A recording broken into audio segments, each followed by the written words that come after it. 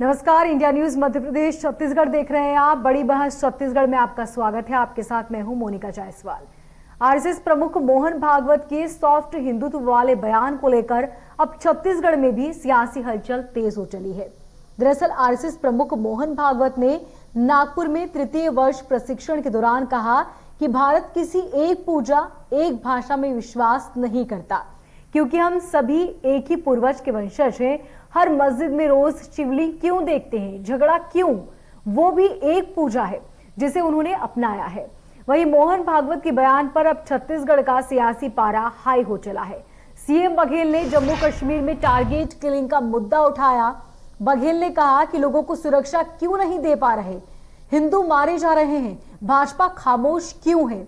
तो वहीं सरकार के मंत्री रविंद्र चौबे ने इस मुद्दे पर बीजेपी को सीखने की नसीहत दे डाली।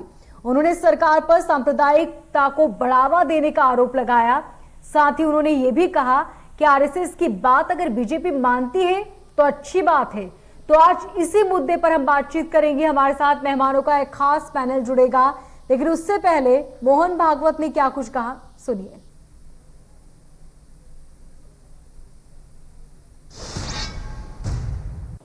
ज्ञानवापी के बारे में हमारी कुछ श्रद्धाएं हैं, परंपरा से चलती आई, हम कर रहे, ठीक है, परंतु हर मस्जिद में शिवलिंग क्यों देखना?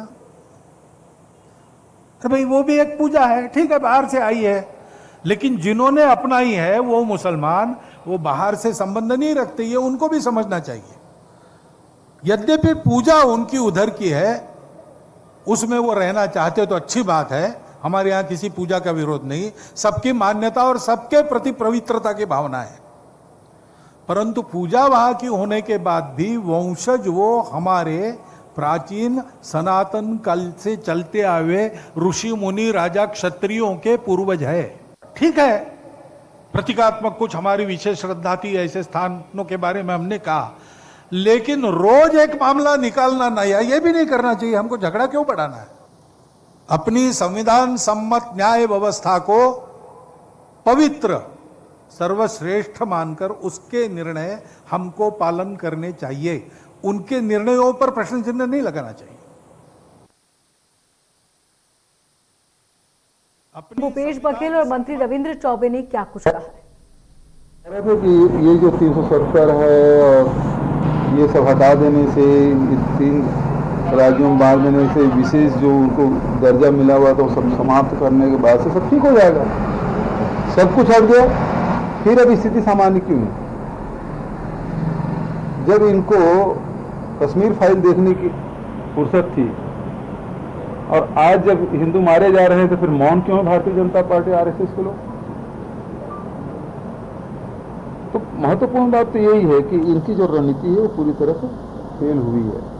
इनको जो सोच है वो सही नहीं था।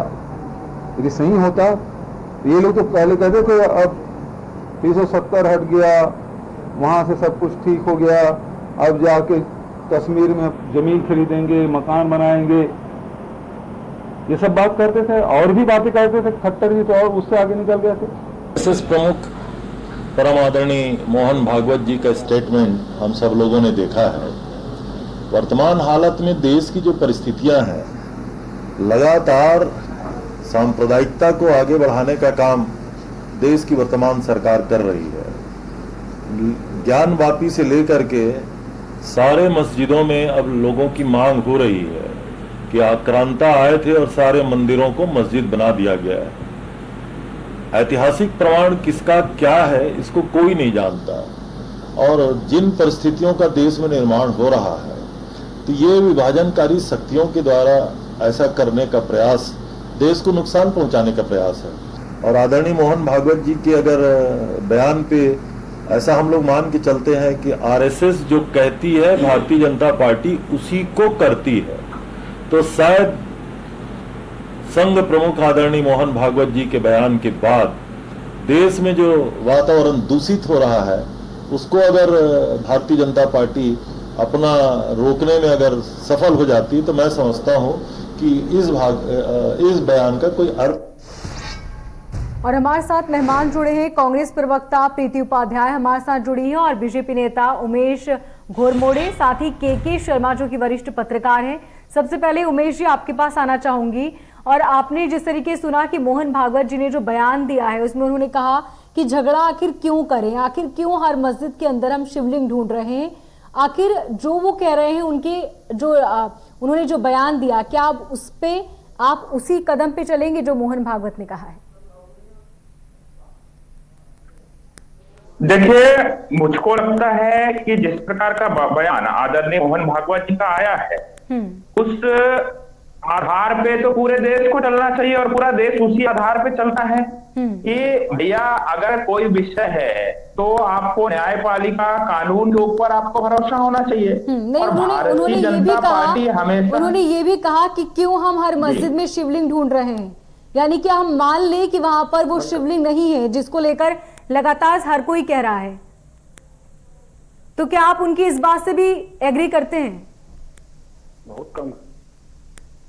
देखिए, उनके बयान को अलग अलग तरीके से जिस प्रकार से लगातार कांग्रेस के नेताओं के भी बयान आ रहे हैं और एक के बाद एक, ना सिर्फ छत्तीसगढ़ से बल्कि देश भर से लगातार बयान निकल करके आ रहे हैं। और जिस प्रकार से कांग्रेस के नेताओं के बयान निकल करके आ रहे हैं, तो ये कांग्रेस के नेता किस मानसिकता के साथ बयान दे रहे हैं, यह भी एक बड़ा प्रश्न है। जब तमाम धर्म समुदाय की एकता की बात हो रही है, मिलकर के बातचीत करके हल निकालने की बात हो रही है, विवाद को खत्म करने की बात हो रही है, न्यायपालिका के आधार पर चलने की बात हो रही है, एकता की बात हो रही है, एकता के साथ हल निकालते हुए आगे बढ़ने की बात हो रही है, उसमें कांग्रेस के नेताओं को किस बात की तकलीफ हुई है भाई? क्या कांग्रेस के नेताओं को इसलिए तकलीफ हो रही है कि अगर एकता हो गया, एकीकरण हो गई, तो इनके ध्रुवीकरण की राजनीति का जो खेल लगातार 70 वर्षों से चलता आया है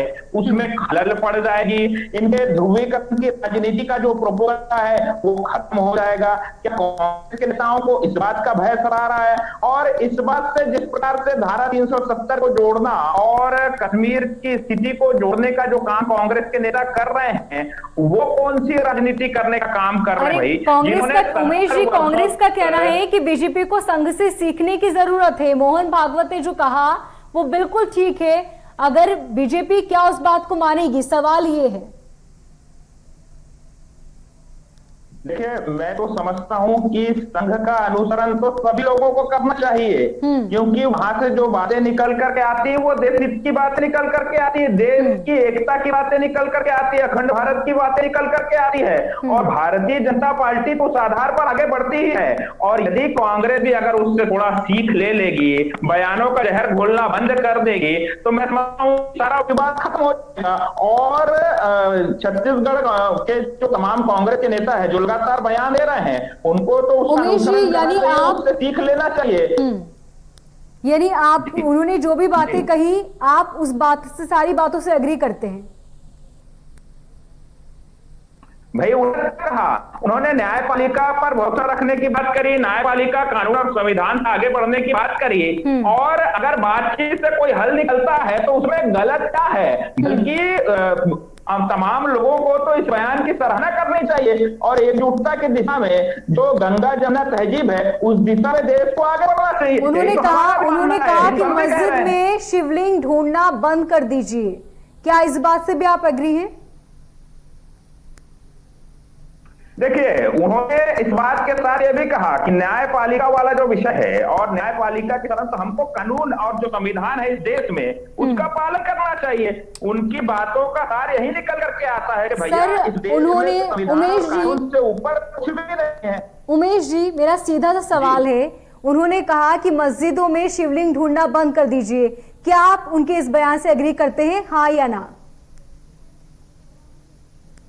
देखिए, मैं वही कह रहा हूँ, उन्होंने इसके साथ यह भी कहा, हाँ या ना सर, आप इस बात को इतना कॉम्प्लिकेटेड मत बनाइए।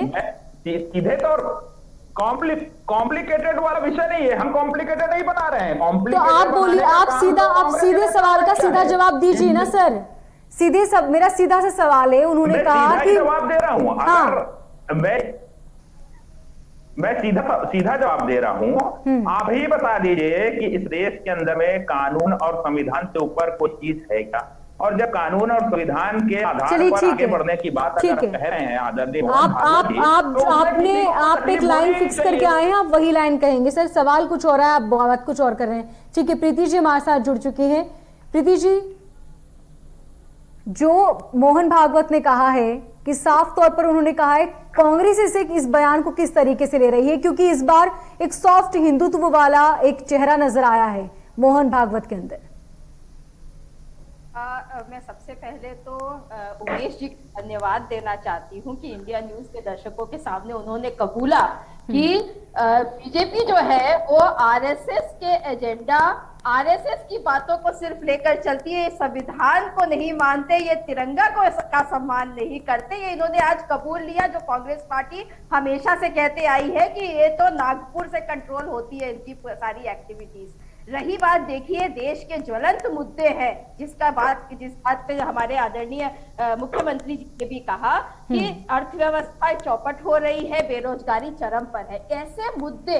और एक तरफ कश्मीर, देखिए कश्मीर की बात यहाँ इसलिए करनी जरूरी है कि कश्मीर के हालत बद से बदतर हो रहे हैं। और कल ही यूएस ने भारत को एक इंटरनेशनल फोरम पर शर्मिंदगी का सामना करना पड़ा, क्योंकि यूएस ने इस बारे में स्टेटमेंट जारी किया है कि धार्मिक उन्माद इस देश में बढ़ गया है और काफी फसाद होते रह रहे हैं पिछले कुछ सालों से। तो इन सब चीजों के मद्देनजर हमें भागवत जी के बयान को देखना होगा। कहीं ना कहीं इन सब मुद्दों से को एक बेरोजगारी के मुद्दे से भटकाने के लिए और कश्मीर वाले मुद्दे और इंटरनेशनल जो शर्मिंदगी हुई उसको दबाने के लिए वो ऐसे बयान दे रहे हैं। देश इंतजार कर रहा है प्रधानमंत्री कोई बयान दे, प्रधानमंत्री प्रेस कॉन्फ्रेंस करे। देश मोहन भागवत जी के बयान का इंतजार नहीं कर रहा है, लेकिन अगर उनके बयानों की बात भी करे तो मुझे सबसे पहले मोहन भागवत जी का नाम और बयान की बात आते ही दो बयान उनके जरूर याद आते हैं। माफ कीजिएगा कि सबसे पहला तो उन्होंने महिलाओं को कहा है, महिला होने के नाते मुझे याद आता है कि महिलाओं को सिर्फ हाउसवाइफ होना चाहिए। दूसरा उन्होंने कहा है कि भारत में रेप नहीं होता है, केवल इंडिया में रेप होता है। तो वो इस तरह के उलझुल बयान देते आए हैं, तो मोहन भागवत के बातों पर कितनी तवज्जो देनी चाहिए ये भारत की जनता और इंडिया न्यूज के दर्शक डिसाइड करें। लेकिन जब बात आती है कि क्या शिवलिंग हर जगह हर मस्जिद में, जो मुद्दा है असली उन्होंने जो बोला है उस पर बात करें, तो मोहन जी को भी मैं ये जवाब देना चाहूंगी आपके माध्यम से कि जो बेचारे आरएसएस के दरी बिछा रहे हैं, जो बीजेपी के आरएसएस जो दरी बिछा रहे हैं, आप लोग मुख्यमंत्री तक तो कांग्रेस के लोगों को लेके बना रहे हैं, तो उनकी भी तो कुछ एस्पिरेशंस है। चाहे मोहन भागवत हो, चाहे एल.के. आडवाणी हो, चाहे स्वर्गीय अटल बिहारी वाजपेयी जी हो, आज उनका सत्ता चमका है, वो आज सत्ता पर बैठे हैं। तो यही फसाद करके, यही विवाद करके, इसी तरह देश को बांट करके, तो आज वो जो गरीब है उनके जो महत्वाकांक्षा है तो वो तो यही करेंगे। आपने ही रास्ता बोया पेड़ बबूल का, तो भाई स्ट्रॉबेरी कहाँ से होए, तो आपने यही बोया है, वही आप फल काट रहे हैं आज। अब आप डैमेज कंट्रोल करने के मोड में आते भी हैं, तो आपने जिस तरह का नफरत का माहौल फैलाया है पूरे देश में, उसे कंट्रोल करने में समय लगेगा। लॉ एंड ऑर्डर सिचुएशन पूरे देश में बिगड़ रही है और हमारे गृह मंत्री क्या कर रहे हैं, मूवी देख रहे हैं बैठ करके। हमारे गृह मंत्री उमेश जी कुछ कहना चाह रहे हैं। हाँ उमेश जी कहिए। देखिए, लगातार इन्होंने जिस प्रकार से यहाँ पर बातें रखी और गंभीरता और तमाम तरह की चीजों को यहाँ पर रखा, अर्थव्यवस्था से लेकर के तमाम विषयों को यहाँ पर रखने का उन्होंने प्रयास किया और तमाम सवाल उठाए। आज पूरे देश की जनता देख रही है कि कौन कहां दरी बिछा रहा है और कौन किस जनपद के फेरे लगा रहा है और कौन कहां जाकर के घुटने टेकने का काम कर रहा है। और कश्मीर के मसले पर तो बात करने का इनको अधिकार नहीं है। 70 वर्षों तक जिस धारा 370 पर ये कुछ नहीं बोले। कश्मीर के अंदर में पत्थरबाजी से लेकर के आतंकवादी, अधिकार सभी को है सर, अधिकार सभी को है, कश्मीर के विपक्ष को है, जनता को है, अधिकार सभी को है। और ये सवाल इसलिए बहुत लाजमी हो चला है उमेश जी, क्योंकि जब द कश्मीर फाइल्स फिल्म आई उसे टैक्स फ्री किया गया, हर नेता ने उस मूवी को देखा, उस मूवी को प्रमोट किया गया। क्यों? क्योंकि उसमें दिखाया गया था कि किस तरह कश्मीरी पंडितों को वहां पर प्रताड़ित किया गया है। साथ ही ये भी कहा गया कि बिल्कुल हकीकत है, उस वक्त इसी तरह कश्मीरी पंडितों को प्रताड़ित किया गया था, जिसकी वजह से पलायन पे मजबूर हुए थे। लेकिन आज वही तस्वीर फिर से सामने आ रही है। तस्वीरें भी आपने देखी होगी, जिस तरह लोग पलायन कर रहे हैं, बड़ी संख्या में लोग आज निकल रहे हैं वहां से। अब क्यों कुछ नहीं एक्शन लिया जा रहा? सीएम भूपेश बघेल ने भी इसी बात का जिक्र किया कि फिल्में देखी, फिल्मों की बहुत तारीफ की गई, लेकिन अब हकीकत में हो रहा है। अब आप क्या करेंगे आगे? मैं आ रहा हूं, उसी में आ रहा हूं। पूरे जम्मू कश्मीर लद्दाख पूरे क्षेत्र की जिम्मेदारी हमारी है, हमारी सरकार है, और सीधे तौर पे जिम्मेदारी हमारी बनती है। उससे कहीं कोई हम पीछे हटने का काम नहीं कर रहे हैं। देश ने देखा है किस प्रकार की विपरीत परिस्थितियां थी, लगातार पत्थरबाजी होती थी, लगातार किस प्रकार की स्थितियां वहां पर निर्मित होती थी, लगातार वहां पर विकास को बाधित किया जा रहा था। अरे सुन लीजिए, अरे भाई मैं आ रहा हूँ ना मैडम, दावा किया गया कि अरे मैं आ रहा हूँ भाई, आप प्रीति जी सवाल लेने दीजिए। आपके बीच में मैंने इंटरप्ट नहीं किया, फिर ये तरीका नहीं होता। फिर मैं ठीक है उमेश जी, करना बोलिए। चाहूंगा, फिर बीच में डिबेट खराब होगा। बोलिए। देखिए, मैंने सीधे तौर पर जिम्मेदारी स्वीकार की है। जिम्मेदारी से हम कांग्रेस के नेताओं की तरह भाग नहीं रहे हैं, और जिस प्रकार की स्थितियां थी उस स्थिति से लेकर के आज जम्मू कश्मीर और लद्दाख क्षेत्र के अंदर में विकास के काम हो रहे हैं, तमाम तरह की चीजें हो रही है, पंचायत के चुनाव से लेकर के तमाम तरह की चीजें हो रही है, और आज वर्तमान में भी जो स्थिति निर्मित हुई है उस स्थिति से भी हम उभरेंगे, और उस स्थिति का भी हम डट करके सामना करेंगे। और उमेश जी, जो सवाल आपसे क्या कर रहे हैं, आप जवाब क्या दे रहे हैं? सर, मैंने आपसे पूछा ही नहीं है विकास आप कितना कर रहे हैं, आपकी सरकार है या नहीं है, आपकी कितनी जिम्मेदारी बनती है। सवाल ये है कि आगे खामोश क्यों है बीजेपी, ये कहना है सीएम भूपेश बघेल का। इस पर जवाब दीजिए ना, किस तरीके से अब आगे इस पे काम करा जाएगा? पलायन आखिर कैसे रोकेंगे आप? देखिए, भारत सरकार और भारत सरकार का पूरा अमला और जम्मू कश्मीर के अंदर में जो अमला है वो पूरा इसमें लगा हुआ है। आज गृह मंत्री जी ने गंभीरता पूर्वक इसमें दो दौर की बैठकें और वहां के अधिकारियों से बात की है, और वहां के हालात को सुधारने के लिए लगातार प्रयास किए जा रहे हैं। लेकिन दुख का विषय यह है कि यहाँ पर कुछ लोग बैठ करके लगातार उस हालात को लेकर के राजनीति करने का काम, और जिस प्रकार से 90 और 90 के बाद से लेकर लगातार वहां पर राजनीति की गई, बयान दिए गए और वहां के हालात को बिगाड़ने का लगातार प्रयास किया गया, तो कमोबेश उसी प्रकार की भाषा यहाँ पर कांग्रेस के नेता बोल करके वहां के हालात पर राजनीति करना चाहते हैं। आप ये कहना चाहते हैं उमेश जी कि अगर वहां के हालात खराब है और उन हालातों पर बातचीत करेंगे तो हालात और खराब हो जाएंगे, यानी कि जो हालात है उन हालातों को छोड़ दिया जाए, उस पर बात ना की जाए। देखिए, सकारात्मक पहल होनी चाहिए, और सकारात्मक पहल के साथ उसमें सरकार आप बताइए सकारात्मक पहल कैसे होगी? आप बताइए कैसे सकारात्मक पहल होगी?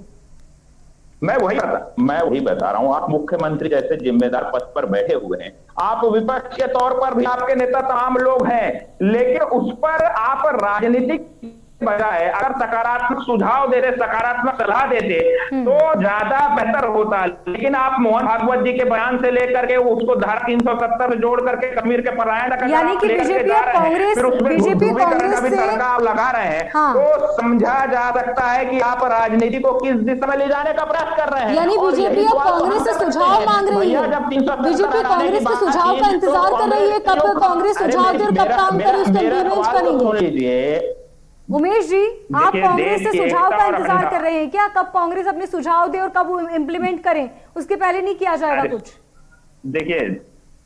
देखिए हम तो प्रयास कर रहे हैं, लगातार बैठकों का दौर चालू है। आपको मैंने पहले ही बताया कि गृह मंत्री जी बैठक ले रहे हैं, और देश की अखंडता और एकता के लिए देश के एक एक नागरिक का प्रयास होना चाहिए। हमारे साथ वरिष्ठ पत्रकार के शर्मा जी भी जुड़े हुए हैं, और आप मेरी शर्मा जी, आप इस पूरे अंतिम सवाल आप मेरा सुन लीजिए, आप मुझको बोलने नहीं देंगे, बीच बीच में इंटरप्ट करेंगे। उमेश जी एक सेकंड चुप हो जाइए आप।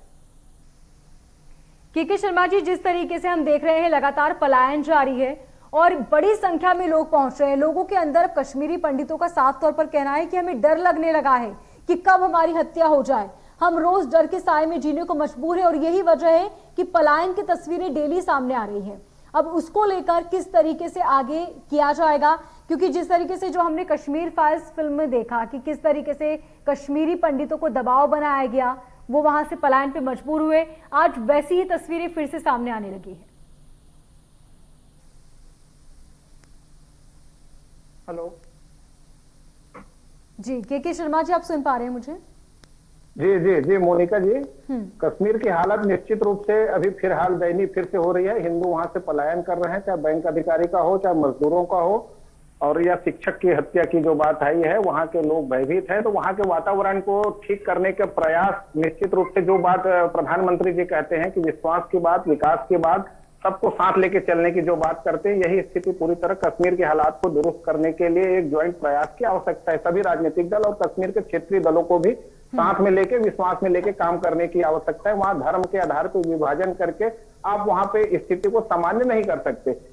सेम कमोबेश स्थिति हम यहाँ पे मोहन भागवत के कल का जो बयान आया है उसको देखें तो ये जो है, आज जो धर्म परिषद की बैठक हुई है कांची में, उसके पहले एक महत्वपूर्ण था। धर्म परिषद में 22 बिंदुओं का आज जो प्रस्ताव पारित किया गया है, जिसमें धर्म स्थल को लेकर के है उस कानून को ही समाप्त करने की बात कही जा रही है, और जितने भी धर्म स्थल विवादित है उनके लिए कमीशन बनाने की बात शासन से, केंद्र सरकार से की जा रही है। तो साधु संतों की जो मांग है, उससे पूर्व मोहन भागवत का जो एक मार्गदर्शन कहा जाएगा कि जितने भी हिंदू अनुसांगिक संगठन है आरएसएस के, सब उसको मानते हैं, चाहे उसमें भाजपा हो, शिवसेना हो, कोई उसको स्वीकार करे, लेकिन एक मार्गदर्शन की भूमिका में वो रहते हैं। भाजपा में भी कहें तो जो संगठन महामंत्री है वो आरएसएस से ही या संघ परिवार से ही कहा जाए, एक परिवार के रूप में लोग काम करते हैं। और उनका जो कहना है कि न्यायालय की बात को हम मानेंगे, तो न्यायालय के लिए यही बात है कि कांची की बात न्यायालय में जा चुका है, दोनों ही पक्ष अपनी अपनी बात वहां रखे और न्यायालय और संविधान के दायरे में इन सबका हल होगा। सबसे प्रमुख बात उन्होंने कहा कि अब राम मंदिर जैसा आंदोलन हम नहीं चलाएंगे, जो कुछ होगा न्यायालय के जरिए जो कुछ डिसीजन होगा वो हमें मान्य होगा।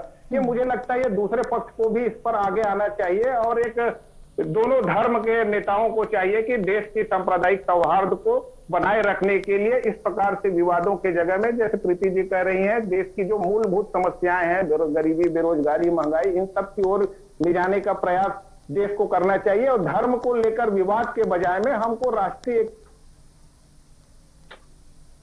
ठीक, प्रीति जी आप कुछ कहना चाह रही थी?